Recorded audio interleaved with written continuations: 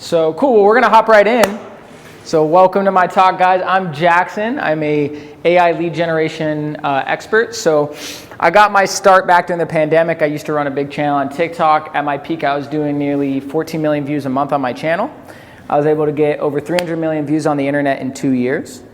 And then I leveraged that to be a touring artist. So I toured all across the country, all across the world, actually. This is me in Amsterdam, in front of 20,000 people. And I got this opportunity, which I'll dive into later, from a podcast, right? And so this is my first lesson for you guys. A lot of times we think we need to go viral. We think we need to get 1 million views online. But I got this opportunity because this guy saw me on a podcast that had 2,000 views, right? So that's the first lesson of today. What's up, man? Is you don't need to go viral to get opportunities. You just need to be seen by the right person, which is just a numbers game. I see this weird kind of dichotomy where I find a lot of times with the videos I would have that would go viral, I wouldn't get opportunities. But then I have a video get 200 views and the right person saw it and it would turn into a client, right? So the biggest thing that I want to put out there before we really dive in is just get started, because you never know who's going to see you. And you're one connection away from changing everything, right?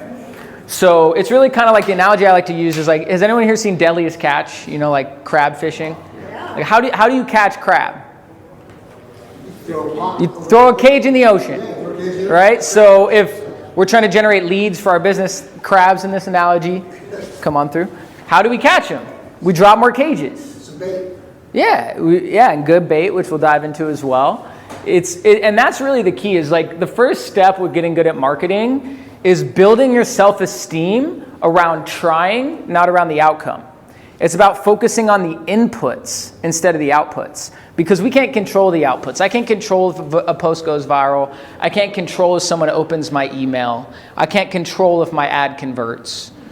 All I can do is test a hypothesis, track the data, use that data to strengthen my hypothesis, and then try again, right? So if you let the output affect your volume and quantity of the input, then you have less data to work with, and you have less opportunities to find something that works, right? So from there, unfortunately, one day I woke up and TikTok banned my account, right? So overnight, I went from getting 14 million views to 0, right? And so this is another big lesson I have for you guys. If you want to be successful in marketing, you have to get people's contact information. That's their name, email, phone number, right? Because if you don't have this information, you are renting this attention from these platforms. You do not own them. We saw TikTok got banned. How many people almost lost their business overnight, right? And this happens with all these platforms. Vine went away, right? Instagram could change. You know, Facebook pages used to be the hot thing. They changed one thing in your algorithm. Now people with 1 million followers get 7 likes on their posts. Right? So it's important, if you do any sort of social media strategy, that you're making sure that you're converting that attention into actual contact information that you own. Because if I would have done that with my channel, I would have made 3 to 10x the amount that I ended up making, right? So from there, when my account got banned, I switched to doing outbound. Right? Initially, I built a commission-based outbound team. I was hiring all these people that were reaching out on Instagram and LinkedIn and email to find clients for my agency. And then I figured out, after burning a bunch of, I would have all these people I'd hire, I'd train them for a week, and then they'd quit within 2 because outbound sucks. No one wants to do outbound, right? So I started looking into okay, what other alternatives do I have? That's when I started diving in the world of AI, and I learned you can automate outbound with AI. And in the span of 6 months, I sent over 1.5 million outreach messages. Right? I think this slide's a little outdated, but I sent over 1.5 million in 6 months between email, LinkedIn, Instagram. And I'll talk about some of those tools I use to do that. But it really opened me up to this world of AI and learning whatever it is you're doing, whether that's content, outbound, ads, if you can figure out how to take your SOPs and just step by step get AI to do it, you're going to increase the effectiveness rate and the volume at which you're able to do that strategy. And volume really is the name of the game, right? And the reason why volume is so important is, 1, it increases your probability, the chance of finding something that works. But 2, it's going to give you more data to work with, right? Because that was the other big thing I learned from outbound. When I was hiring all these reps, I launched this outbound campaign where I was messaging people on Instagram. And within my first 300 message, I got a $5,000 sale. Right? And then within my next 300 messages, I got another $5,000 sale. And I was like, holy shit, I average 1 in every 300 people. I'm going to be fucking rich, right? Guess how long it took me to get my third sale? 4 times that much? It was about 4,000 additional DMs, right? So that's the other thing you got to understand with marketing is the law of probability isn't linear, right? I could flip a coin 10 times and it could land on tails 9 times. Right? Now, if I span out over 1,000, it's going to be much closer to 50-50, right? So a lot of the times people don't get results with their marketing. It's because they're making decisions prematurely without enough data, right? So we need to make sure we have enough volume to make accurate, educated decisions. Or else a lot of times we'll do what I did, which is I was like, 1 in every 300, I'm going to go hire 10 guys, right? And I had like 10 people working for me and none of them were getting any sales, right? So that's something to take into consideration. Now, you know, my real goal of today is to help leverage AI and show you some of the strategies I've been using in order to help you skyrocket the amount of qualified leads that you're getting. Like, who here would like some more leads for their business? All right, now who here actually wants leads that have money for their business, right? So that's a big point of what I'm going to talk about today. Isn't just how to generate leads, because a lot of us don't really have a problem of finding people. It's finding people that actually have money. Right, is really our challenge, right? So, you know, I really break down lead generation into really 6 categories, right? We have outreach, we have content, we have networking, so that's going to events like this, you know, advertising, Facebook ads, billboards, etc., referrals, people sending you business, and then speaking. That's the one I've added in recently. That's something that I've been getting into a lot this year, working with the guy I work here in town. His name's Bill Walsh. I'm speaking, you know, 2-3 times a week now, right? So this has become one of the most effective ways I have to grow and generate leads for my business is network from the front of the room. It's much easier, right? So when we look at that, I want to start really by diving into outbound. You know, what I learned from sending over 1.5 million outreach messages is it really comes down to this equation right here. So if any of you guys want to take a picture, feel free. Take a picture to last longer. But this is really the formula to getting outbound to convert, right? So we have the quality of person that we're speaking with times how personalized your message is times the amount of times that you get in contact with them equals the number of conversions you're going to get, right? If you have shitty leads with the right message, it doesn't matter, right? If you have good leads, but you're just sending all these DMs we get with these bots in our Instagram, you know, they know what you're doing. They're not going to reply to that. Like, we're just deleting on all those messages, right? And if you only message them once, you know, chances are you're not going to get in contact with them. You need to hit them on LinkedIn, Facebook, Instagram, follow up, get a response, right? That's going to increase the number of touch points we get, right? Now, when we're looking at, you know, how we make sure we have a quality of lead, you need to get as specific as you can on who you're actually targeting to, right? So for example, like I'll ask people sometimes like, oh, who's a good lead for you? They'll be like, entrepreneurs. Okay, so you know, my cousin is 9 and runs a lemonade stand. Is that your lead? Right? Or do you want to work with one of our clients like Don Ahern who sold his company for $2 billion? Right? Much different conversation, right? So it's important that you get very clear on who you're targeting. And one way you can do that, here's a little ChatGPT prompt you guys can use that will help you do that. So one thing I recommend if you guys are ever trying to do any task is just tell ChatGPT, you are an expert at this thing. Here's the desired result I want. Ask me questions until you have enough information to solve my problem. The reason a lot of times why you're not getting the output you want from AI is because your prompt sucks. So if we're trying to become good prompt engineers, instead of trying to like master all these strategies, just ask ChatGPT what the fuck it needs. You know what I mean? Just turn it around on itself, right? And that strategy right there has helped me a lot with improving the output from these algorithms, right? So this is something you can use to help you clarify your avatar if that's something you need. So boom. There we go. We know how to get a quality lead, right? Now let's look at the actual personalization of our message, right? So there's really kind of 2 types of messages that we can do. The second one that we'll dive into in a little bit is the one that I've honestly got all in now. But for some people, it may make sense to do this strategy I'm going to tell you, which is more of a direct ask, more of a direct call to action, right? So what you're going to look at is what is a pain point or a desire that you can give to that specific person, and the more specific the better, that they really are trying to solve. The higher probability that, that the deeper that desire, the deeper that pain, the higher probability you have of getting a response from the message. That's why it's so important that you get as clear as you can on who your avatar is, because if I'm talking to small business owners, they're going to have different pain points and desires than a plumber with at least 5 employees. Right? Now I can get way more specific on what that person specifically needs. And this isn't just for outbound. This is for any form of marketing, whether you're writing an ad, whether you're making a piece of content. Right? Imagine you're a plumber with 5 employees, and I make a video and I'm like, hey, are you a plumber that's struggling managing your team? Well, I have some tips that could help you really fix that, right? Like, that's not going to get, probably more than a couple hundred views because it's so niche. But if those views are plumbers with at least 5 employees, I'm going to get a client. Right? Which is what we're actually optimizing for. That was a big mistake I made. When I was getting 14 million views a month, I was fucking broke. And it was because I was chasing the wrong KPIs. I was focused on vanity metrics. I was focused on views, followers, and likes when I should have been focused on conversations with my target market. Once I made that pivot, everything changed. And it's still hard nowadays. I still have to remind myself when I put out a video and it gets 300 views that, hey, that's actually good because it's more specific and those are the right people. Especially for someone that's had videos get 8 million views, it's hard to see that 300, and I have to still remind myself. So, that's something. You have a question? Well, kind of.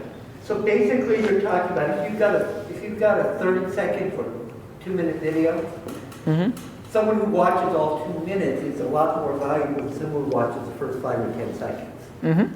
And so you can have, if you have 2% watching the whole thing versus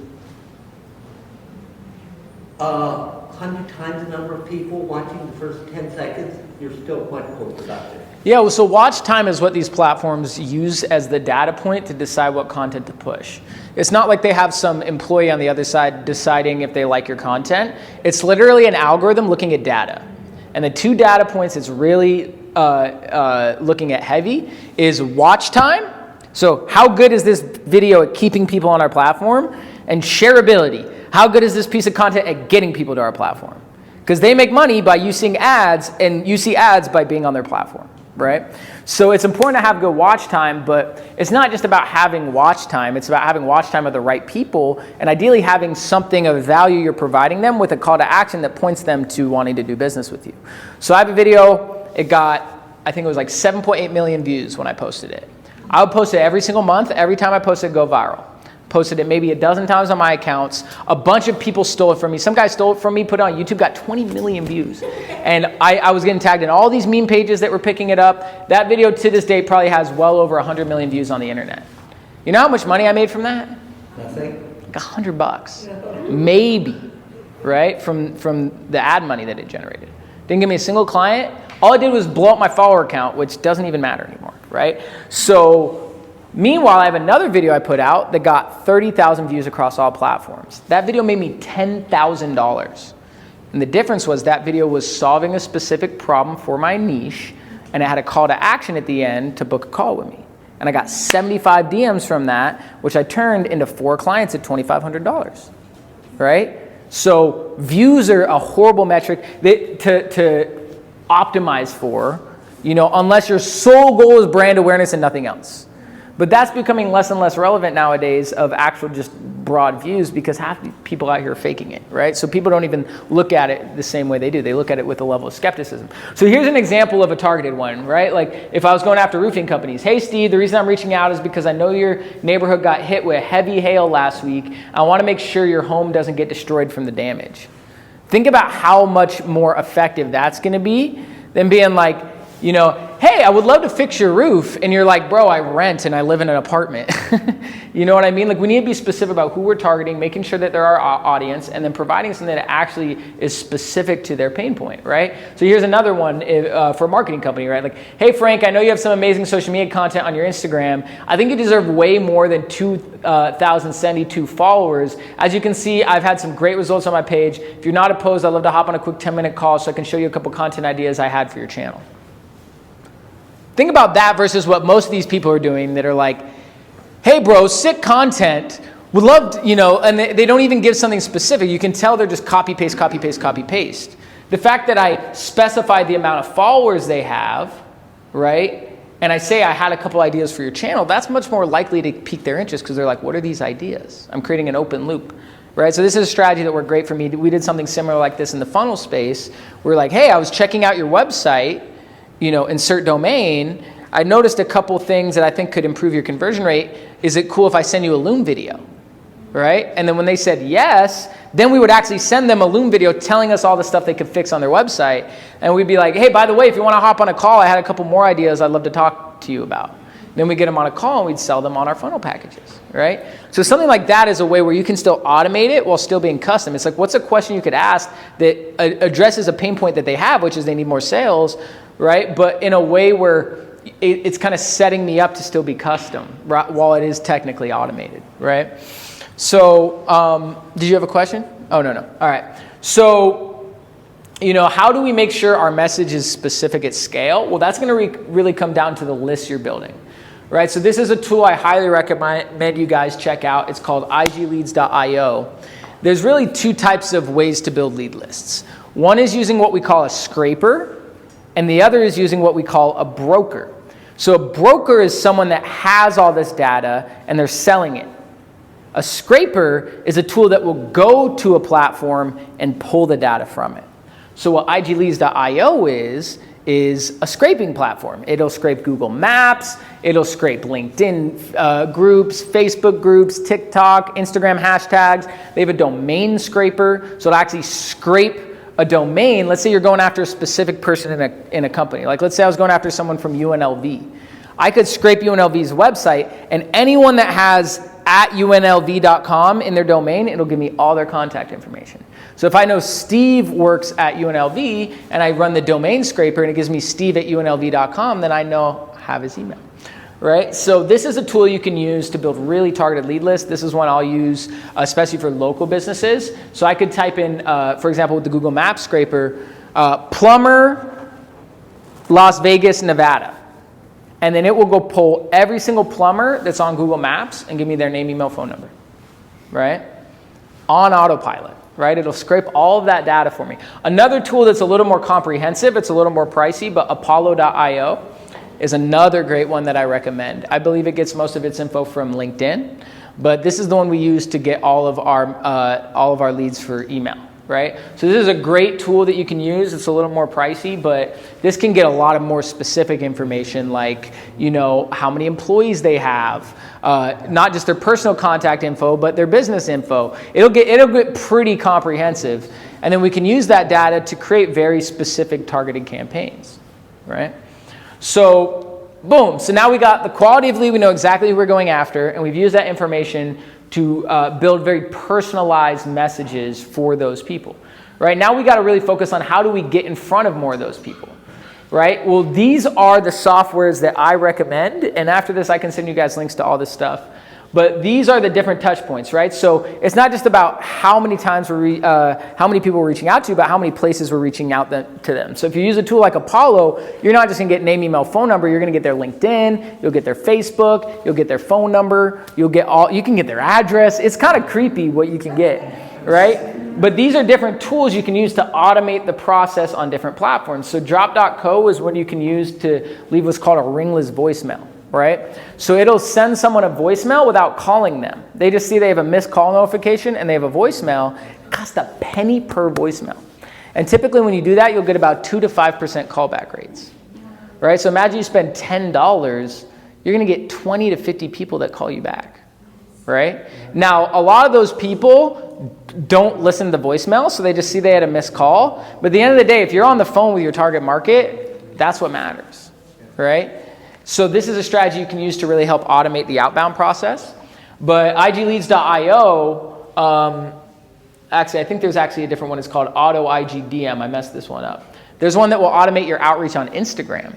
So it'll actually be a Chrome plugin that goes, there's another version of this that's an actual app, but you'll upload a CSV file of all the leads you want to target on Instagram, and then it will literally pull up your account on Instagram, log into your account, search their Instagram in the search tab, click on their profile, and click on the message tab, and then message them, and then click out of there, go back to the search tab, search the next name, and do the same thing.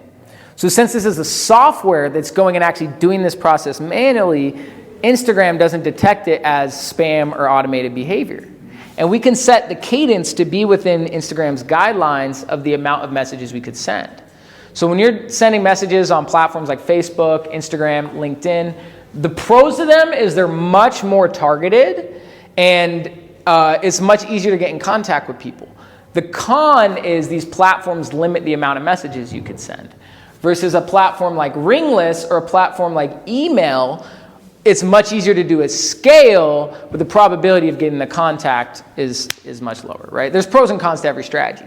But for Instagram, I recommend a cadence, if you guys want to write this down, no more than 10 an hour, no more than 50 per day, right? If you go past that, you'll start to trigger their algorithms.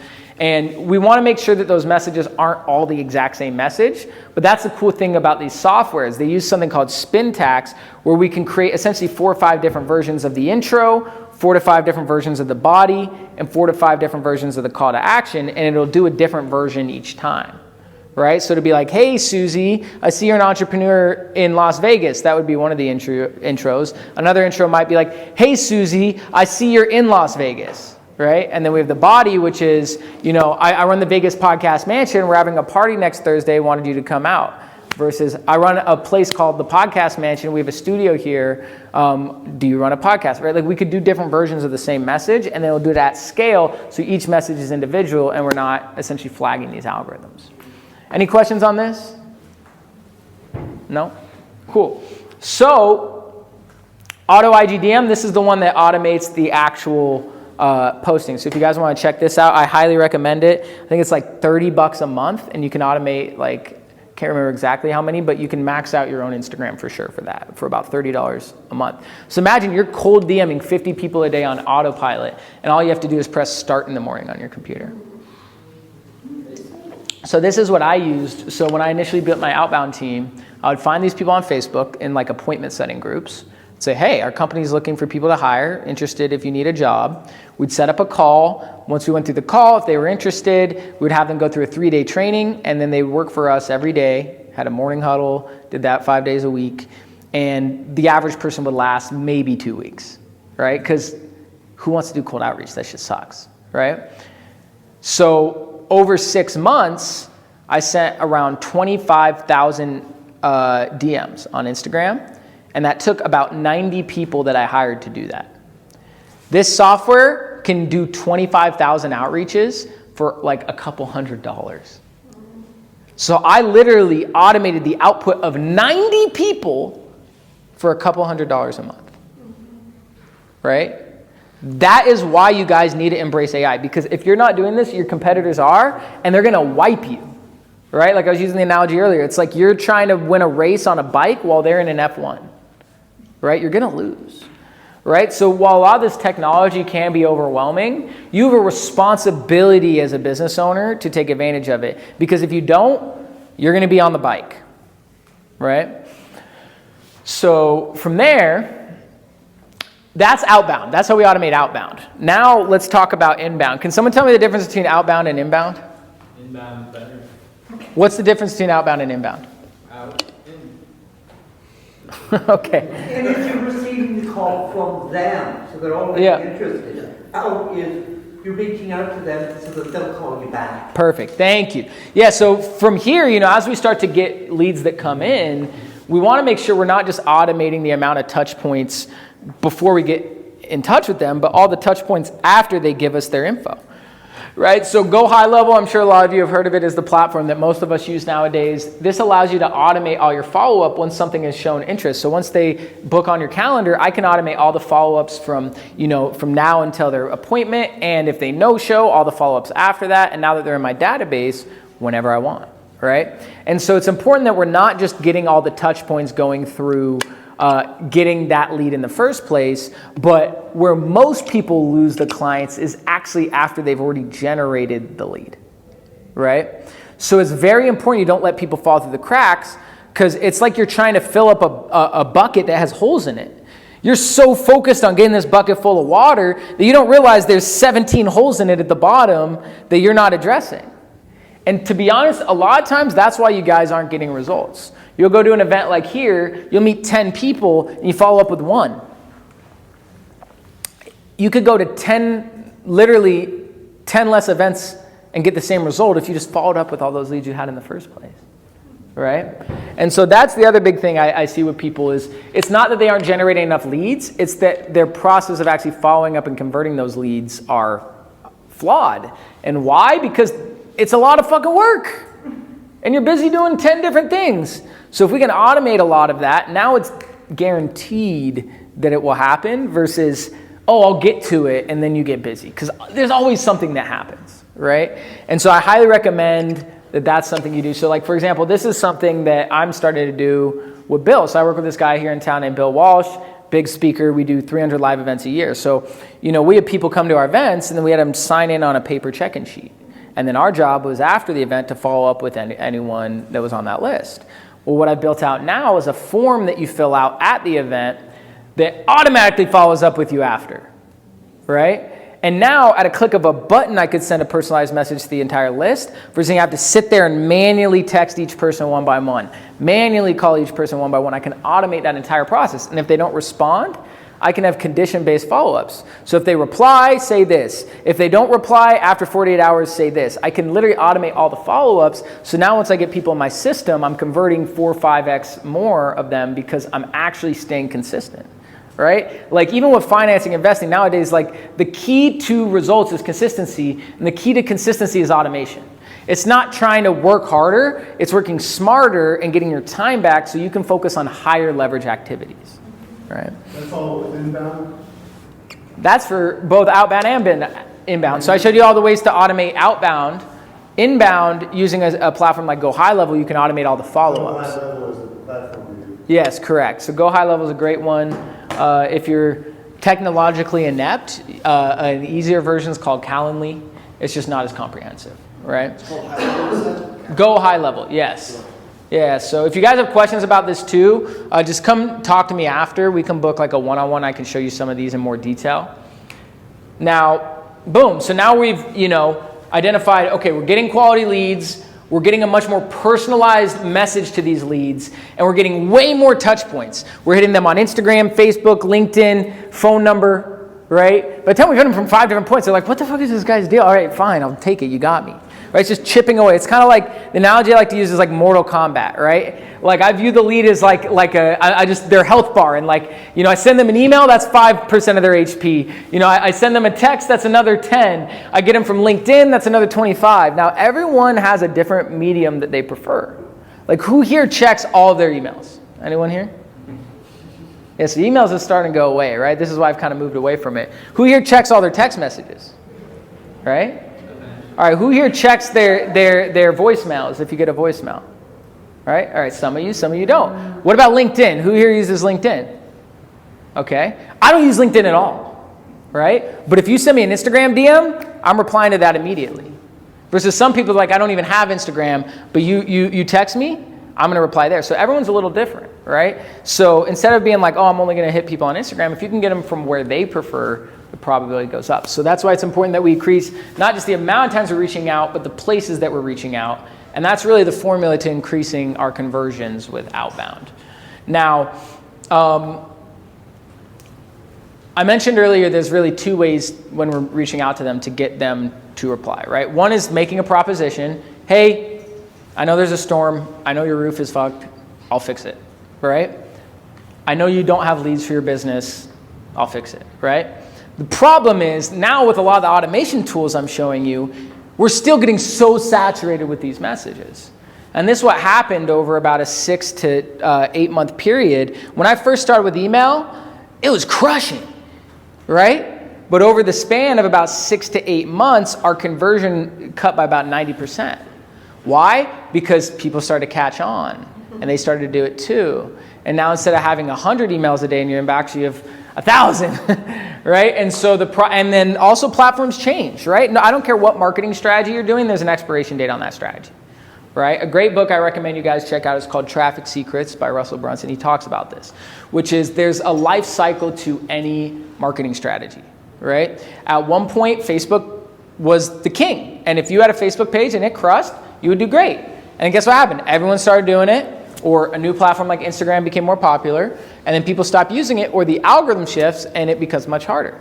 Right? So basically the life cycle of a platform is they want to get you to it, so they incentivize a bunch of free attention. That attracts all the creators who make good content. Now more people start going to that platform. So you saw this with TikTok, right? Oh, you can go on TikTok and get millions and millions of views. None of these other platforms you can do that, right? But then guess what happens? More creators start to go on the platform. It starts to get a little more saturated. Now you're competing against more people. It becomes more difficult. And then what happens? Well, now these platforms want to monetize that attention. So what do? They start offering ads on their platform. Well, if they're giving you all the attention for free, why would you pay for it? So guess what they start to do? They start to suppress the amount of views you get. Why? Because they want to incentivize you to spend money on their platform. Right? So now you start to, spend money on the platform. Now a bunch of ad money comes in. Now they start suppressing it more, and more people are getting results on the platform. So over time, your organic gets harder to get, both from the saturation of the amount of people using it and how these platforms shift to more of an advertising model so they can make money, right? So that's just with social media. With email, right? Google came out with one tweak in their algorithm where your deliverability rate was different, and that cut my results by like 50%. Right? So with all these strategies, even if they're working, you have to know that there's an expiration date, right? And so when they do work, squeeze everything you can get out of them, because it's only a matter of time before you're going to have to pivot and diversify. Yeah, it's like why a lot of big companies have SEOs. Mm-hmm. Because they're continuously monitoring and optimizing search engine results and how they present things so that you stay on the top, because you have to keep doing it. Mm-hmm. It is a full-time job for some people. Yeah, and even that's changing, right? Now ChatGPT comes out. How does that affect your SEO? Right? So these things constantly change. It's very important to know, like, okay, what can I do to stay ahead of the curve? Now, since all these strategies are becoming more saturated, we can't just rely on having a call to action anymore. We have to move into, if we're dropping the cages in the ocean, right? If there's, using the analogy of crab fishing, if there's now more people fishing in the ocean, which fishers are going to win? Right? The ones that have a clear idea of where the crab are, and the ones that have the best bait, right? AKA our lead magnet, right? So to date, from the data I have, I've ran over 1,000 Facebook ads. I've spoken at over 100 events. I've sent over 1.5 million outreach messages. I've put out over 2,000 videos, gotten over 300 million views on the internet. I have data on every tactic I showed you earlier.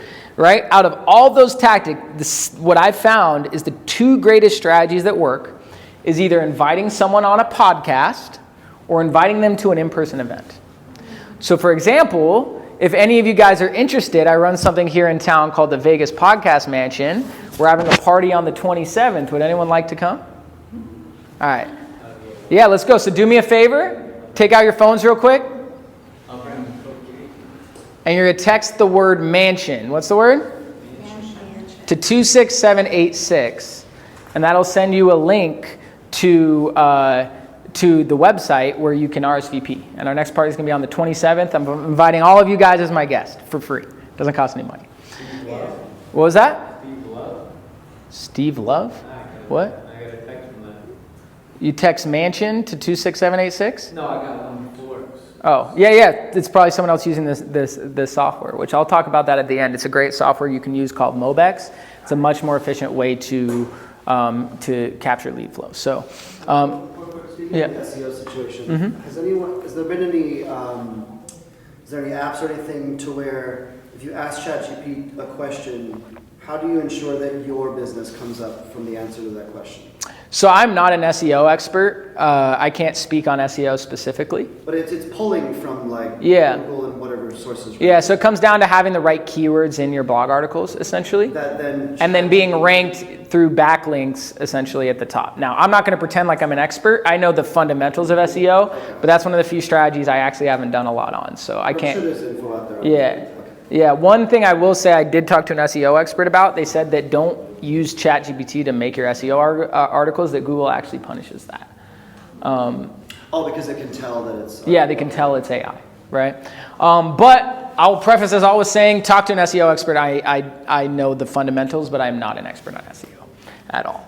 But like I was saying, right, so if we can use whatever strategy that we're doing to focus on one of these two lead magnets right here, you will, I'm telling you, 100x your conversion rate, right? Because everyone and their mom is trying to sell us something.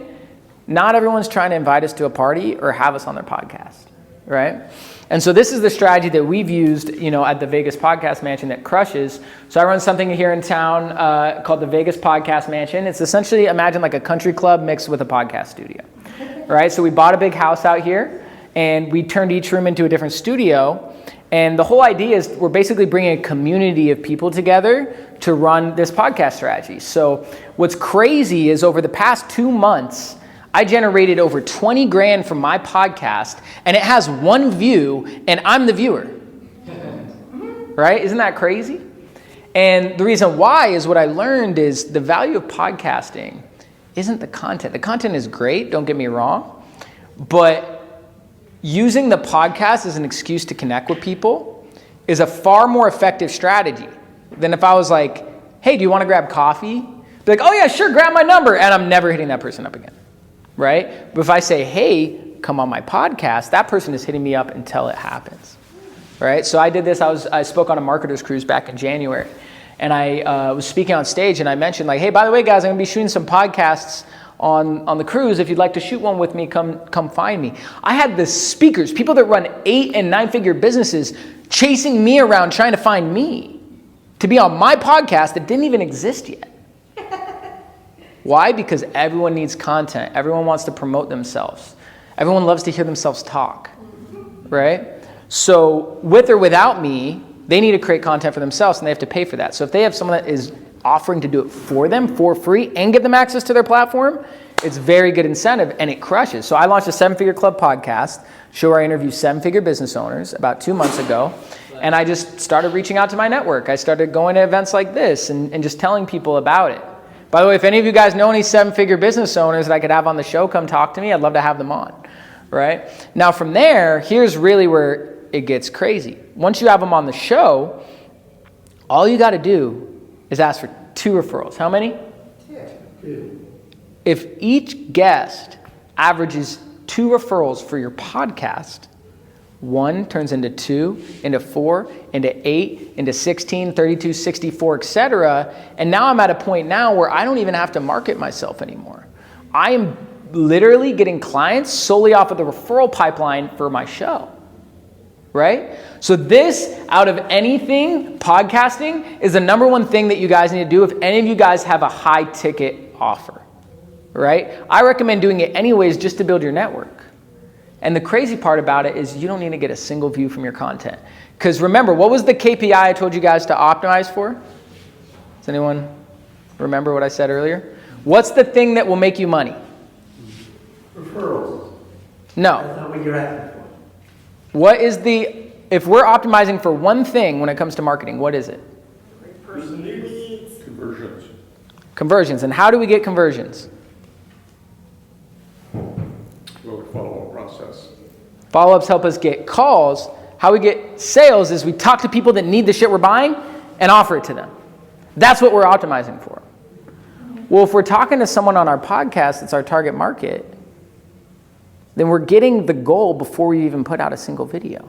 So we've already won, right?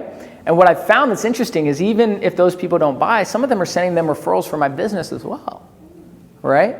But even if they don't buy a single thing, they're still sending me 2 referrals for my podcast. As long as you ask them and you follow up and you make sure they send them. But what I'll do is I'll have them on the show. They're in this heightened state because they just had this amazing experience. They've been talking about themselves for an hour. They never get to talk about themselves, right? And then while they're in that heightened state, I'm just like, hey, by the way, who are 2 other 7-figure business owners you know I could have on the show? They're like, oh, my friend Steve, he runs a roofing company. I'm like, cool, can you put us in a group chat real quick? That part right there is the key. That's how you make sure it's at 2, is you get them to put in the group chat right there. Right now, I won't be pushy about it. Like if they're like, oh, I'll have to ask them first. I'm like, cool, no worries. But if you can get them to do that group chat right there, your conversion rate will go through the roof when it comes to actually getting the referrals. Because you say, oh, I'll do it later, then you get busy, and then you forget to ask, and they forget to do it. It's a whole thing, right? So this is something I highly recommend. The other thing is events, right? So for us, we throw podcast mansion parties. We also will throw workshops. And the whole goal there is to give people the opportunity to come network, get value, But now we're able to, like I said, network from the front of the room. Now it's like doing, if I have 100 people show up to my event and I'm promoting what I do, that's like doing 100 sales calls at once versus having to do it all one-on-one, right? And so, it's much more likely to be like, hey, come to my event, because regardless of if they want my stuff or not, they're still going to meet a bunch of good people there. They're still going to find leads for their business. It's still very valuable, right? Especially when there's drinks there, there's foods there, there's entertainment. You can make it a whole experience. It's not about just like, hey, like I'm sure we've seen a lot of these network marketing companies where they're like, hey, come out to my event, and then you go there and it's just a pitch fest. Like, don't be that guy, right? But make it actually something that's valuable to them, that they want to promote, that they want to come back to. Because if you do that good, like the better it is, the better experience they have, the more likely they are to tell other people about it, and the easier it is to grow that as a lead magnet as well. Good question? So in a sense, correct me if I'm wrong. So in a sense, what you're doing is don't focus on your pitch, focus on your credibility or value. Yeah. And so you're showing them this at no risk to themselves, which they're more open to. And then they'll sit and think and remember, and then you create the feedback process to expand the relationship. It's the rule of reciprocity, right? Like if you just go straight for the ask, that's like, imagine if you let's put this in another context. Let's say I'm at a coffee shop and I see like a hot girl sitting right there, right? And I walked up and I was like, do you want to marry me? I'm gonna get that coffee thrown right in my face. Right? But if I'm like, oh, hey, I like your jacket. Oh, wow, where are you from? We start to talk, and then I invite her to, an event or on my podcast. No, I'm just kidding. If I start to build rapport with her first, I'm like, oh, by the way, me and some friends are going out tonight if you want to join us, right? Or, hey, we're having a picnic on Sunday. Come out, bring your friends, right? There's much more trust there. There's much more credibility there. And I'm building an actual relationship, right? Like all marketing is it's a relationship. It's a give and a take, right? If I deposit a lot into that relationship, I can then make a withdrawal. Versus what most people are doing is they're trying to make a withdrawal before they've deposited anything in. That's why I've moved almost completely away from call to actions. Right? I moved solely into really just podcasting at this point because it's working so well with that referral pipeline and events, because regardless of if you want my service or not, you're going to come and you're going to have a good experience and you're going to get value from this, whether or not it makes sense to work with me. So you're walking away, and even if you're not a client, you still might send me referrals, or you might invite someone to my next event, or you might introduce me to someone that could be on the show. Right? Because it's not just about trying to blindly pitch everyone. If you don't want to work with me, if you don't need my thing, I'm not even going to try to sell you. Right? But the people that do will attract, and the people that don't are still going to have such a positive experience with you that a lot of times they end up being the best word of mouth for you that you could get. Right? So from here, this is also really why podcasting to me are the ultimate marketing strategy. It's because all those strategies earlier, I was showing you, outreach, advertising, referrals. It covers pretty much every strategy other than speaking, which it could get you speaking gigs too if you interview speakers, right? And so what does that look like? First, you're going to use cold outreach or a networking event, and you're going to invite someone on your show, right? Now, I highly recommend if you're doing these shows, a hack is to do it in a studio, right? You could do this on Zoom for $9.99 if you're absolutely broke, right? But people are going to take you as serious as you take yourself. So when you create a whole experience, it changes the relationship that happens there. So for example, does anyone here know who Ryan Pieta is? He's a big entrepreneur here in town. So he was speaking at our office the other day, and I asked him what his advice was for growing a podcast. And he told me that his event he does this big conference. It's called Ultimate Wealth Con or something like that. He got almost every single speaker to speak there for free, right? And these are people like Alex Hormozy, Gary Breck, like people that charge a lot of money, like hundreds of thousands of dollars to speak at his events, Grant Cardone. And how did he get them? Because when he'd have them on those podcasts, he'd offer to pick them up from the airport. He'd give them a whole tour of his facility. After the episode, he'd give them a gift basket. He made an experience to really cultivate and build that relationship. So now later, when he wants to ask that person for someone, he's already deposited into that relationship instead of just trying to make a withdrawal. So if you do podcasting, I highly recommend you do it out of studio, because now you're creating an experience for them, right? And that will make them take you much more seriously, right? But then from there, like I mentioned, after you have them on the show, you're going to ask for referrals, right? If each one gives you 2 referrals, boom, right there, that referral pipeline alone is the only thing you need to do to market yourself, right? But then from there, now if we have an hour-long video, well, let's say I talk to someone about marketing, and I ask them 10 different questions about marketing. Every single one of those questions is now a video, right? If they give me a 5-minute response, that's a YouTube video, right? And I could take that 5-minute video, summarize it as a 30 to 90 second TikTok, and now I'm getting a TikTok. So now I have short form media, which is like 30 to 90 seconds, mid form media, which is basically 3 minutes to 20 minutes, let's just say, and anything over 20 minutes we'll congregate that as long form media. I'm getting anywhere from 10 to 30 videos from every single interview that I could put on 5 to 10 different platforms, right? So from a single conversation, I might create 50 to 80 posts across the internet, right? So what are you doing to like edit these podcasts? And I'm like, is this all like media and everything? So it depends on your budget, right? If your budget is tight, but you want to make sure you're getting clips, you can use a tool like Opus Pro or CapCut. So I might be able to show you an example here. So one thing you can do is like use CapCut here. So this is one I'm editing manually. Now the problem with these automation tools is they aren't that good. It's like, view it like if you're chopping it up, it's like having a propeller chopping it up, where you might get lucky and a couple of the cuts are good, versus if you have an editor that's editing it, they're using a knife and they're being precise, right? But you can use this as a way to save time. So this is one I'm editing manually for one of my clients, but you can use this tool here called long to shorts. So you see this right here? So you basically upload the whole podcast into there, and then it will turn and clip it up into all the clips for you. So it'll caption it, it'll give you them. But like I said, these aren't that good, right? So they're a start, they're better than nothing. But what I probably want to do is take this 3 minute and 46 second clip and cut it down to like the best 90 seconds and put a good hook on the beginning and add B-roll and all these other steps that are going to take a little more work, right? You can go ahead and like change that yourself.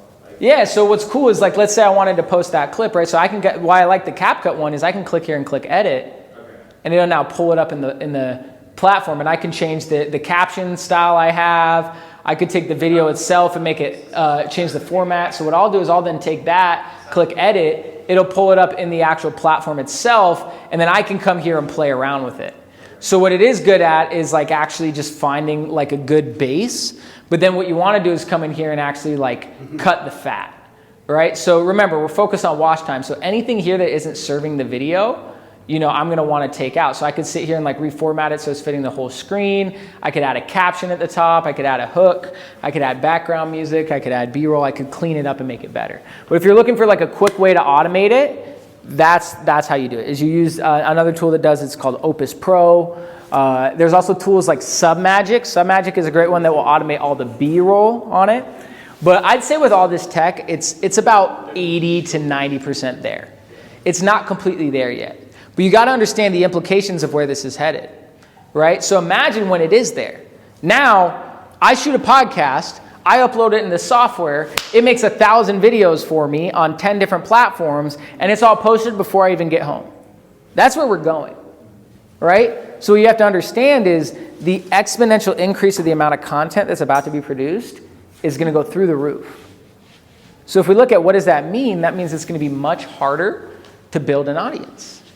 Why? Because you're competing against much more volume, right? The market's becoming more saturated. So if we understand that, instead of trying to compete in what we would call a follower economy, which is how these platforms used to be, it used to be more kind of like an email list, right? Where you build your list and then you blast it out and your list sees it. That's not how these algorithms work anymore.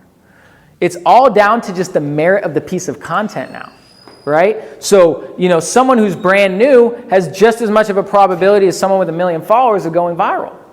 Why? Because it's just about the watch time of that video and the shareability of that video. So if your video, for whatever reason, connects with your audience, then that video is going to go through the roof. But that doesn't necessarily mean the next videos are going to connect, right? So that's why it's really more about a numbers game.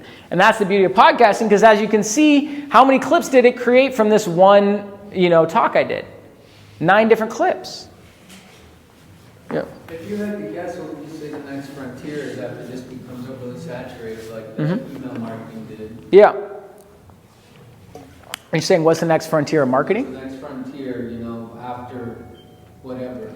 So the next frontier is I still think this is the next frontier, is AI is going to automate all the editing and clipping. So does anyone here know who Kai Cenat is, or Andrew Tate's another big famous one? The way these guys got famous wasn't from posting content on their own channel. It's from having what are called clippers that clip up their content, right? So I'll show you an example here if I have internet. It's like building a community rather than. Yeah, so the key all comes down to community. So if I were to answer the question, it's not about how much attention you can get. It's about your ability to convert that attention into your own community is the answer, right? Which is, you think about it, it's starting to happen now. Like, we were all, because of COVID, all online and in these little bubbles.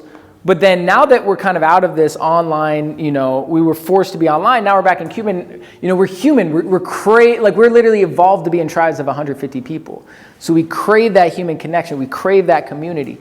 So the people that will win as the market becomes more saturated are the ones that are the best at creating community, right? Because if you create a good community, the community will grow itself, right? And that's really our vision behind the Podcast Mansion. Yes, we can help you grow your podcast, but what we realize is the real value of a podcast is the network that you build from it. So for our place, it's only $500 a month for a membership.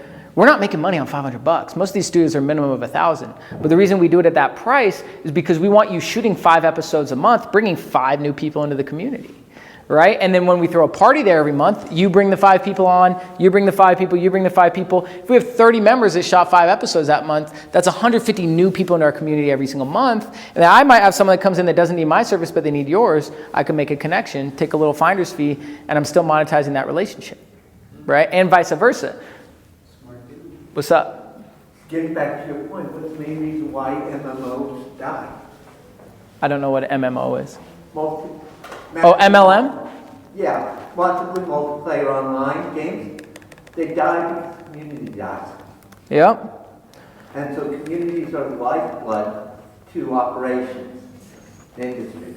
So watch this. If I type in Andrew Tate and I go TikTok, what you'll see here, if I actually click on, let me go on, actually I think I might have to go actually on TikTok. I want you guys to check this out. So I'll go to TikTok.com and watch this. If it wants to load. I'm gambling with the internet connection here. But basically what I'm going to show you is when I type in these guys, like, oh, this is a great example. This guy right here is going super viral. Why? Because he just has these people on his show where he makes a beat in person and they record. So he's on Twitch. You can see it on his phone. He'll basically be streaming live on Twitch. He'll have 1,000, 4,000, whatever people on the stream. He might go walk around New York for 3 hours, right? Now that stream gets clipped by hundreds, if not thousands of people into TikToks that go viral, right? And then some people, this might be his actual channel, it might not be, but what a lot of people do is they'll make fan pages where they're posting all these clips. So if I click on this guy's profile, right? Look, it's all just the clips from his show. But he's not the only one that posts these clips. A lot of other people will post them. So for example, if you look at the biggest streamer in the world right now, Kai Cenat, right? He doesn't edit his own videos. He'll just go on a live stream for 4 hours a day, and then everyone else will create fan pages and clip it for him. Right, so you see here, he has his own page. Of course, it's going to show me his. But look, Kai_Cenat, Twitch clip, Clip Extra, Adam Clips, Slide Jacks. All these people making videos about him aren't him, right? They're other people. Why? Because they know if they post his clips, they're going to go viral.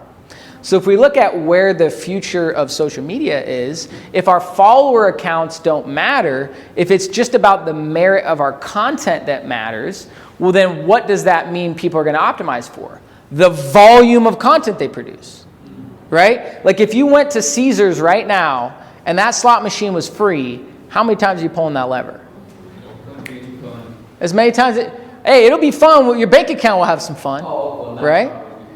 Versus what most people do is they're so worried about the output of a single video that they're like, how do I get my probability from 1% to 20%?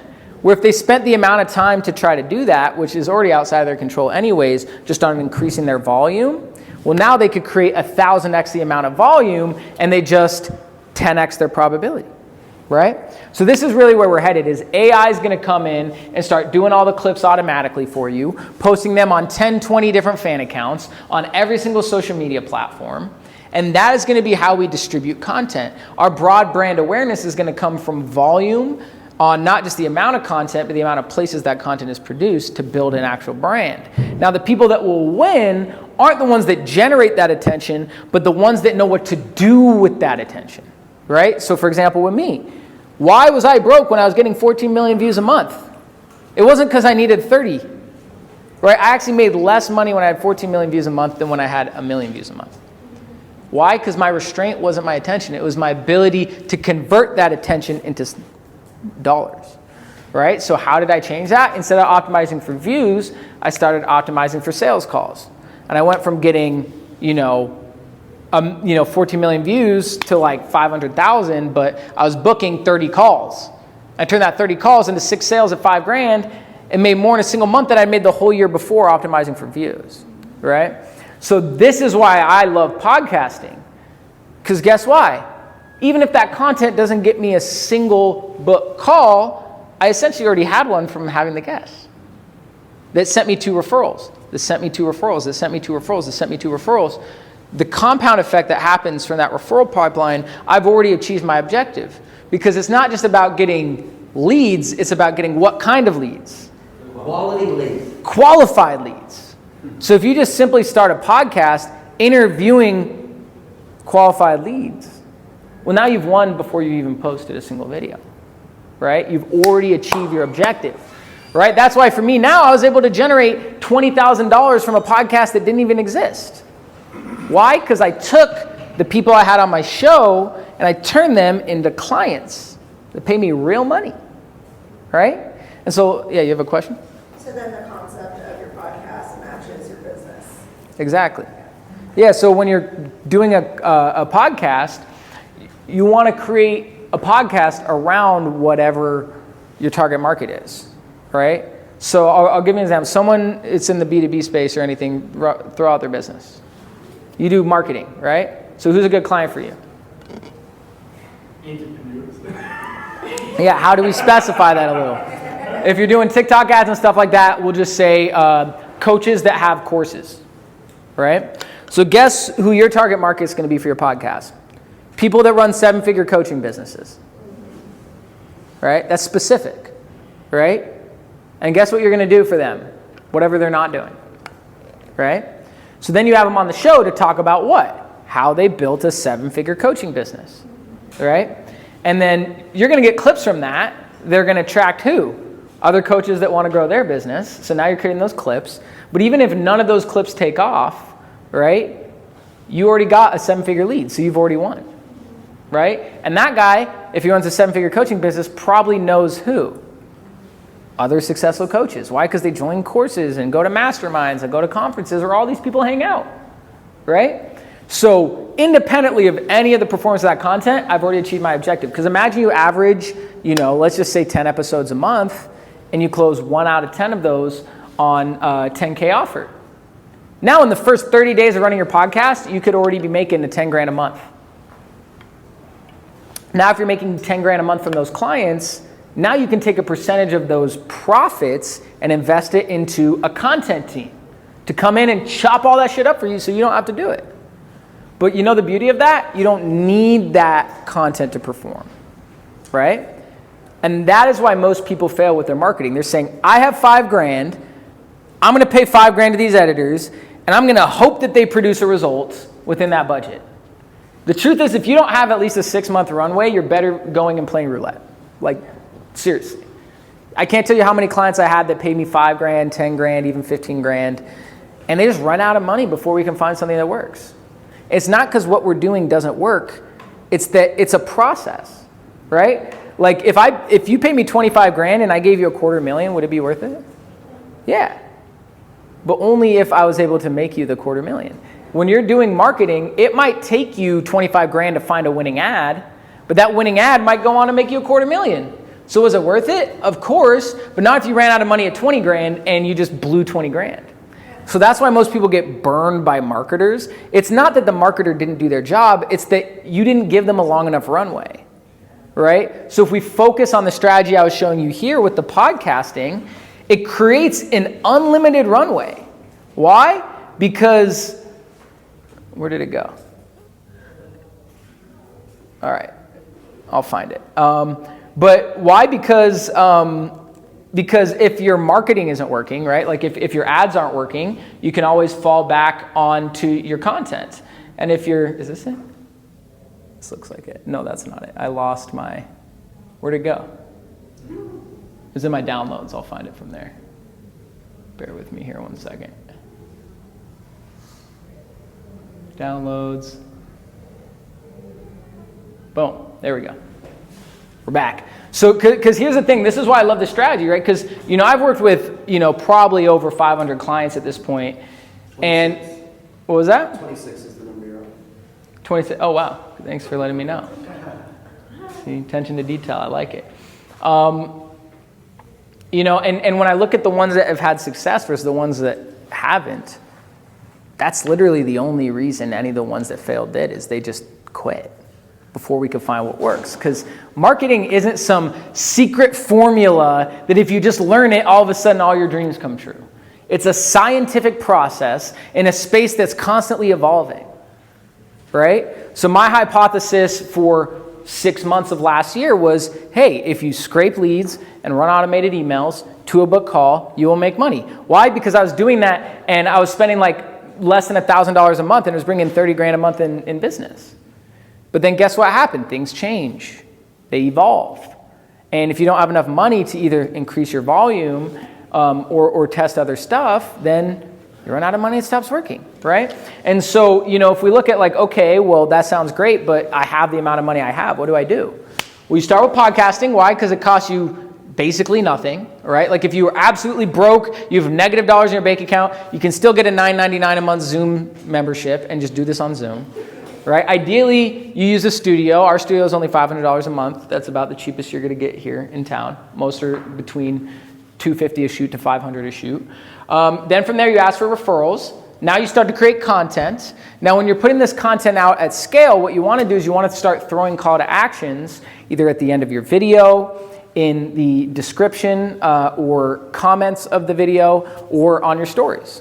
Right? A lot of the big guys, if you're really focused on building a big brand, recommend not oversaturating the amount of call to actions you use in your content. Why? Because every time you put a call to action, you're withdrawing instead of depositing. And the ones that win over time are the ones that deposit the most without ever asking for anything in return. And what happens is you'll reach a tipping point where you're providing so much value without anything in return that people just start to reach out to you. And then that's where you have the power. That's where you have the leverage, right? You have a question? So since your podcast goals are different from someone who's just trying to grow a podcast, Yeah. lots of views, yours is to get clients. Yeah. Do you have a set schedule of how many you release, when you release?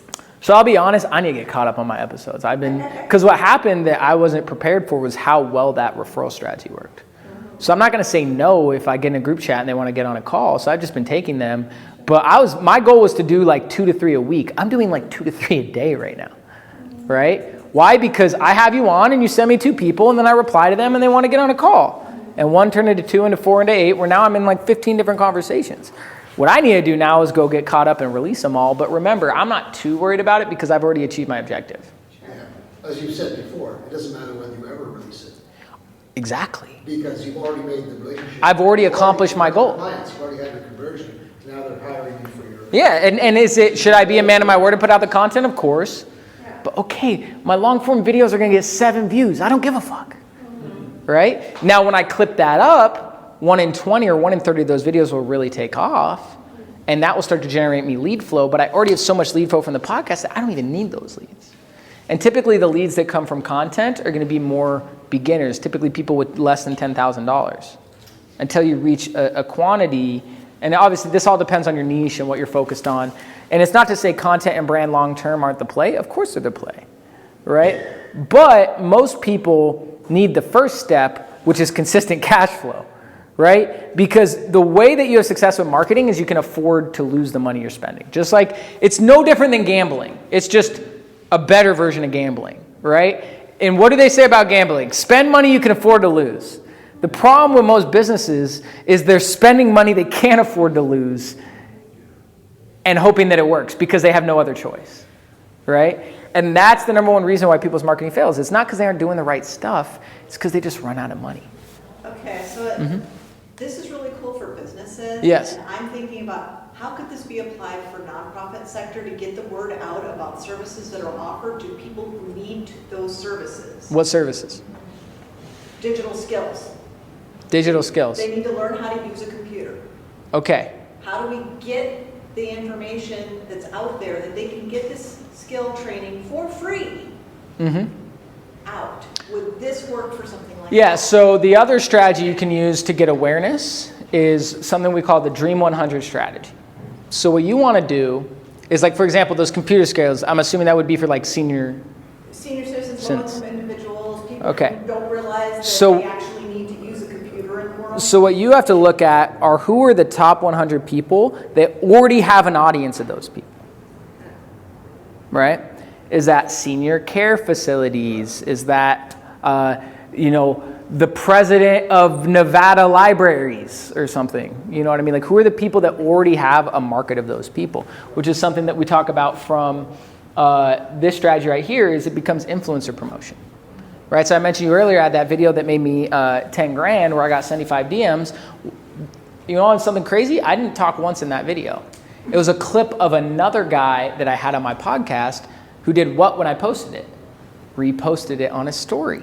Why? Because it's a video of him, right? So you're not just going to get your guests as clients, but they're going to then promote you to their audience. So if they already have an audience of your target market, well, now you can open yourself up to a completely different pipeline where they are now co-signing you. So that's what I would say and I appreciate you for bringing that up, because that's the other big part of the strategy is it's not just about interviewing people that can become clients, but people that have a pipeline of your clients. Because if they have a pipeline of your clients and they're co-signing you, then you're set up for success. Like, we look at Drake. Why is Drake the most famous artist in the world? Because he realized as long as he just collaborates with the artists that are on the come up, that are the next wave, his name will always be relevant. But it looks like he's co-signing them because he's Drake, right? And they're whoever, right? And so he stayed relevant by simply getting his name co-signed by the people that are the people that will keep him relevant, which is the next generation of kids, right? But this works in business too, right? Like if you're, name a company. Someone name a company. Coca-Cola. So one thing I will say about podcasting is it works better for high-ticket service businesses. Direct-to-consumer, this strategy isn't the best for. So direct-to-consumer, you're better off doing live selling, which is, I don't know if you've seen like TikTok Shop, stuff like that. That's going to be a better strategy for direct-to-consumer. Like, that's one thing I will clarify on all of this. This is really for high-ticket service businesses. If you're not in that space and you're looking to sell things that are low-ticket, I mean, getting a podcast to sell someone a Coca-Cola probably isn't that profitable. Keller Williams. Yeah, Keller Williams, that's real estate, right? Yeah. And who are their target market? People who want to buy or sell real estate. People that want to buy or sell real estate. So who else serves people that want to buy or sell real estate that isn't a real estate agent? Let's say a mover, for example. What do movers do? Help people move in and out of their house. So who do they probably know? A bunch of people trying to sell or move out of their house, right? So if you have a mover on your podcast, well, guess what? That's a good referral pipeline. Or maybe it's lawyers, divorce lawyers, right? Who are people that serve that market in a completely different way that could get money from them referring someone to you, right? Domestic violence. Yeah, there you go, domestic violence. That's one way to go, right? And so that's where you can also be strategically vague about what your podcast is about. You do want to be careful of pigeonholing yourself too specific, because then you close off the opportunity for referrals. But think about that as like, who are people that could have a pipeline? So if you're in like, I talked to this guy here, he does this thing called like LifeWave. It's like a stem cell patch. He's like, well, how do I sell these? That is technically direct to consumer. So this strategy still can work, but not for turning your guests into clients, but if you focus on referral pipelines. So for someone like that as a STEM patch, he should go after cryotherapy offices, CrossFit, masseuses, right? Who are people that can distribute this product for you, right? That's the other big part of the strategy. So from there, you're posting this content, you're clipping it, you're getting these guests to repost it. So now they're posting you to their audience, right? And then from there, here's another big piece that most people leave that's low-hanging fruit. Even right now, all of you, you'll still get 20 likes, a couple followers here and there when you're posting now. You should use anyone that likes, follows, comments, shares, interacts with you at all, likes your story as an excuse to start a conversation with them, right? Because that is warm lead flow. That is someone that knows who you are and has seen you in a state of status or value, right? So if someone follows you, you should reach out to them and be like, hey, thank you so much for following. I was just curious, what made you want to follow my channel? It's because I'm a personal trainer and you want to learn how to lose weight. What's your goal this year? Like, what do you want to hit this year? And boom, you can turn that into a call. I've used this example before. I had one of my clients. He ran a fitness channel. He had 250,000 followers, and he could barely book 5 to 6 calls a week from his content. And he had good engagement. He had all the metrics you want to check. And when I told him to do that, I'm like, all you got to do is anytime someone follows you, just message them and ask why they followed you. It went to 5 a day, right? Because you can message 50 people a day, and he was getting 50 plus followers a day. So he would message the people that are his target market, and he'd get like 1 in 10 to get on a call.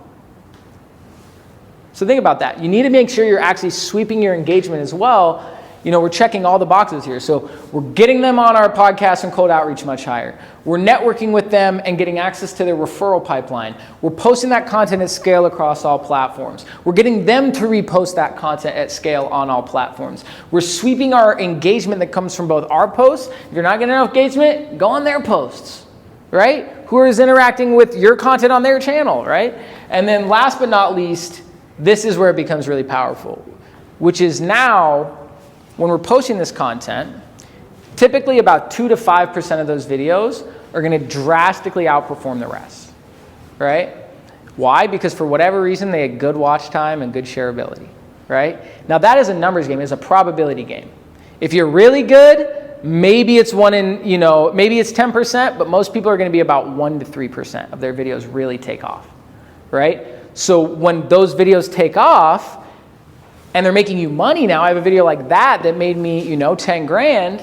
Well, what am I going to do with that video? I'm going to run it as an ad, right? That now becomes my ad creative. What most people are doing is they're running ads, and there's like, here's 50 creatives. Let's go throw money at them and see which ones convert. And then the ones that convert pay for all the losers. The problem is 95% of them are losers. Right? But the 5% that are winners pay for all the losers. Well, what if every single ad creative you're testing already made you money before you put money behind it? And you're using a percentage of the profits it already made you on that video. Right? This is how you create an unlimited runway. If I know that video made me 10 grand, how confident am I going to be to take 20% of the money it generated and run it as an ad? Right now, that 2 grand might make me an extra 10. And that 10 might make me an extra 100. 100 might stop there, right? But this right here is really the secret, right? Versus what most people are doing is they're going, here's my 10 grand. I'm going to pay a media buyer 2 grand a month. I'm going to go throw 8 grand at advertising and just hope it works, right? And versus now it's like, if my ad isn't working, my content's still generating me money. If my content's not generating me money, the referrals are still generating me money. Right? So even if these 2 strategies that both cost me monthly overhead aren't converting, I'm using money that I can afford to lose. So that's all extra versus I need it to work. And that is how we create an unlimited runway. That runway is the reason why most of you aren't getting results, is you just ran out of money before it works. But if that's not working, we're always falling back to what does work, and it works immediately, and it costs us nothing. Right? Any questions on that? What's your question? Well, it's related back to her question, because on the prior slide, it said the 2 things through pod engagement, live engagement. Yeah, live events. So So what she's saying is, she's doing things. So what she does is she uses a podcast to promote a live engagement in a clip, and then you have the live engagement, and from that you can get clips then that push back to feed a cycle. When I say live events, I mean an in-person event that you're promoting. Yeah. So she's talking about where they'll come into an in-person event, see things and start learning the digital skills they need, so they come and realize, and then that pushes back. Yeah, so if you live stream an in-person event, that's just like doing a podcast, right? So you could clip up that talk. Like this talk right here, how many little tips did I give in this one conversation? There's 10 to 30 videos at least just in this one conversation, right? And from all of that, any one of those tips, you're like, oh, wow, that was actually pretty cool. And then at the end of that, I say, hey, you want help growing your business? Shoot me a DM. Some motherfucker's going to shoot me a DM. You know what I mean? And so now I can clip that all out and turn it into actual business, right? But the key is like, how do I take that attention and make sure it's converting into actual business, right? So, like I mentioned, if any of you haven't yet, this is my social media, Jaxon Miles Wright. You should follow me on Instagram. And you guys are all invited to our next mansion party. It's on the 27th of March from 7 to 10 p.m. Just text mansion to 26786. And I wasn't sure if we had enough time, but it seems like we do. So I want to give you guys a couple extra bonus tips. Would that be all right? Woo! So just to kind of review, like I was mentioning, just to go back through it, this is essentially to take everything we did and just make it very applicable. Step 1, secure podcast opportunities. They're going to be between 30 to 60 minutes diving into tactics and stories that provide value. Right? Tactics and stories are the types of content you want to create. Then from there, you're going to ask them for 2 referrals. Those referrals then come on the show. They give you referrals, and that pipeline is where you're going to drive 99% of your business. From there, then you're going to clip each episode. That's going to create 10 to 30 different 3 to 5 minute videos, 30 to 90 second videos, and then long form videos that you can put across all platforms with call to actions. And then you're going to take that content that performs, and you're going to take the top 10% or so, really any content that you believe is worth putting some ad money behind, and you're going to run that as an ad, either with a direct call to action. So let me clarify something here on this. So there's also different types of content, right? So there's tactics. So that's, hey, here's a tactic you can use to improve your conversion rate, right? And then there's stories. Here's how I went from being homeless to millionaire in 12 months, right? Stories are better at broad brand awareness, but not as good at conversions. Tactics are much better at conversions, but typically don't get as much awareness. Where the real magic is when you can tell a story that teaches a tactic. That's what my channel was about. So that video, for example, where I made 10 grand is because he told me a story about how he used to market artists. So what he would do is he would put these little, he'd get these little dime bags. He'd put a business card with a QR code and a dollar bill, and he would put in these little dime bags and go to the mall and be like, hey, can you buy my song on iTunes? Here's $1 to buy it. And he would get 200-300 people to buy his song, and it would artificially spike the algorithm and make him rank on the charts. So that's an interesting, engaging story that's unique, that's a tactic people could go provide. So they're like, wow, this video is really valuable. And then at the end of that, I had a call to action that was like, want a free custom marketing plan? Shoot me a DM on Instagram. So you're getting a story, you're getting a tactic that helps a specific avatar, independent artists that are trying to promote their music with a specific goal, how to market themselves. And then I'm pointing them all to me. Now, why do you think he reposted that video on his story? Because it was him, right? But from that one video, I got 75 DMs. And half of what's crazy is some of those people were people that I'd already talked to that saw me doing an interview with someone else they were a fan of and now wanted to talk to me again, right? So that really is the type of content that will perform the best. Now, if you're doing the storytelling content, what I recommend you do is you do that as what's called an awareness campaign. Right? When you're running ads, you select what's called an objective, which is basically, what is my goal? Right? So if it's more engagement based, and we know that's not going to focus on conversions, we just want to use that to get more people into our ecosystem, right?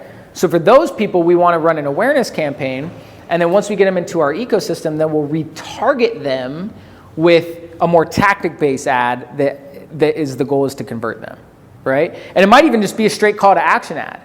right? So they might see a video of me telling a story or someone on my channel telling a story, and I retarget them with an ad that said, you know, hey, hope you've been enjoying our podcast clips. If you'd like to be featured on our show, shoot me a DM, right? Versus if I just had a clip that was, hey, if you guys want to be on my podcast, shoot me a DM, they don't know who I am yet, right? Versus if it's a tactic like, hey, here's a specific SEO strategy you can use, and at the end I say, hey, and if you want us to get you ranking number 1 on Google, shoot me a DM, that's much more likely to convert, right? But notice I'm only doing this with content that has already proven itself versus what most people do is, let's go throw 10 different creatives at the wall and see what sticks. And they waste 90% of their budget, right? Any other questions on this process before I dive into the last 2 bonus tips? No? All right, cool. So I mentioned to you earlier, did you guys all text Mansion to 26986?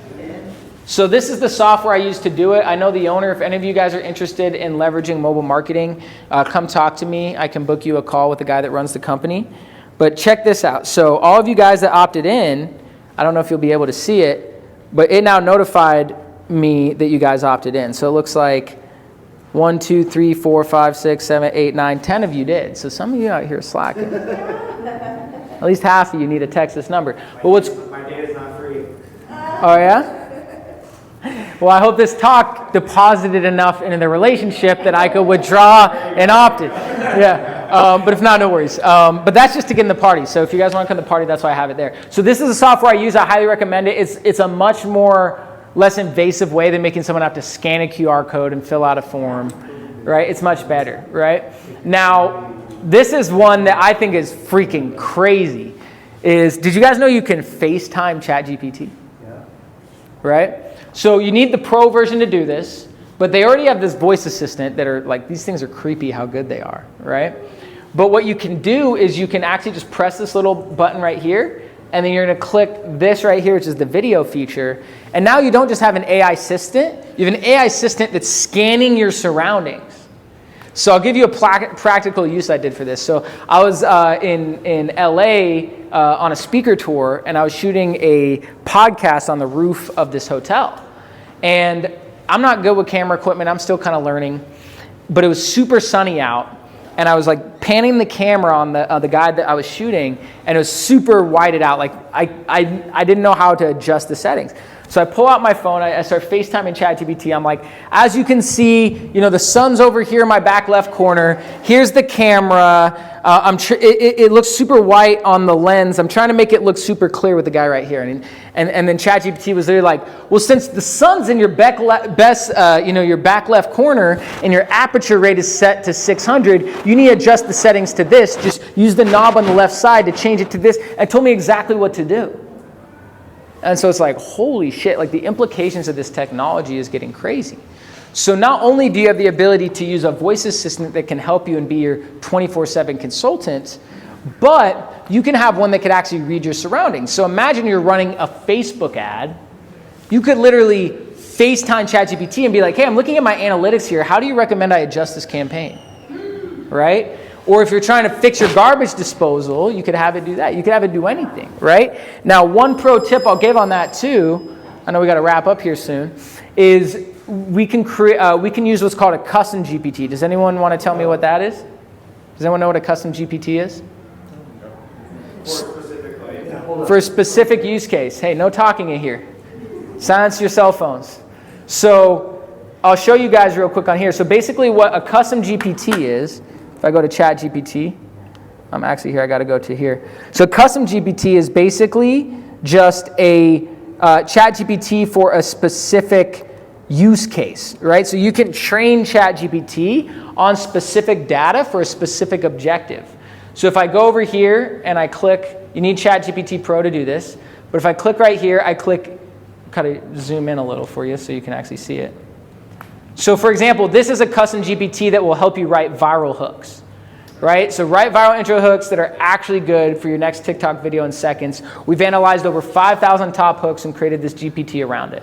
So you can basically use custom GPT to give you data to actually use for specific use cases. Well, now imagine I click this button right here and I start talking to this custom GPT. It's literally like having an expert on TikTok at my disposal 24/7 for $20 a month. And not only can I talk to it, but I can FaceTime it. So now literally any topic you want, taxes, law, whatever it is, you can have a custom GPT trained on any topic that you can literally talk to. So for example, one of the things that I'm using this for right now, I created, and you can create your own custom GPTs. So does anyone here know who Alex Hormozy is? Yeah. He has this book called $100 Million Leads. That literally teaches you everything he did to build $100 million companies when it comes to lead generation. So what I did is I came in here and I created $100 million leads GPT. So I literally just uploaded the PDF of the book and I created a custom GPT agent that's trained on the book to help me write marketing strategies, right? So now if I have a strategy I'm working on, I could literally talk to this custom GPT, and it's literally like having Alex Hormozy as a personal consultant. And I don't have to give him 30% equity in my company, right? So, this is really where we're headed now, guys, is you can have an expert on any topic at your disposal for $20 a month. And not just something you're texting, something that can read and view your surroundings, that you can have real conversations with. And if you don't find a custom GPT that already exists, that is on a topic that you want to understand, you can create your own based off of your own data sets. So if there's a book you're reading you want to understand and implement, this is what I recommend doing. Just literally look up any book, type in .pdf, and chances are you can download a version of it, right? You didn't hear that from me on the internet. And then you just turn it into a custom GPT, and now I have a personal assistant from the author that literally is trained on all the specific data specifically from the book with a photo perfect memory that knows everything and can weigh the pros and the cons for me, right? Or what if I uploaded the top 100 lead generation books and I said, analyze all of these to find the base average from all these strategies and tell me what to do, right? You can literally have an expert on any topic at your disposal for $20 a month, and now you don't have to pay consultants all this money, right? So, that being said, I know we got to wrap it up. So if you guys haven't already, make sure that you just, text Mansion 26786 if you want to come to the next party, and follow me on Instagram to see all the crazy shit I'm up to. And thanks for your time. Yeah. One more question? Let me remind people this is all going to be uploaded on YouTube in a week. Yep. This whole